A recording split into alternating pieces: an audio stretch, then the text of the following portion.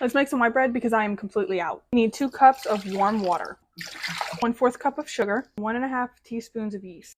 Mix it all together and let it sit for 5 minutes. This little fizz thing, that is what you're looking for.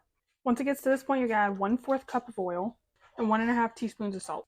Mix that in, and 6 unpacked cups of flour. And in between every cup of flour you put, mix it before you add the next cup of flour.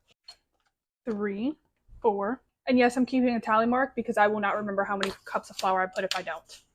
6, I'm just gonna work this remaining 6 cup of flour with my hand. Now that my counter is already floured for me making a mess, I'm going to take it out and knead it for 5 minutes. Now that your ball of dough is sticky, but not sticky enough to stick to your hands, you put it back in the bowl and let it rise for an hour. I covered it saran wrap and I'm just going to let it sit. Okay, now that you've let it rise for an hour, you're going to punch it. You're going to take it out and you're going to knead it for about 5 more minutes.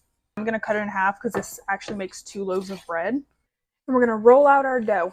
We're going to roll in our sides like this. And then roll it up. Try and get it as tight as you can because you do not want air pockets in your bread.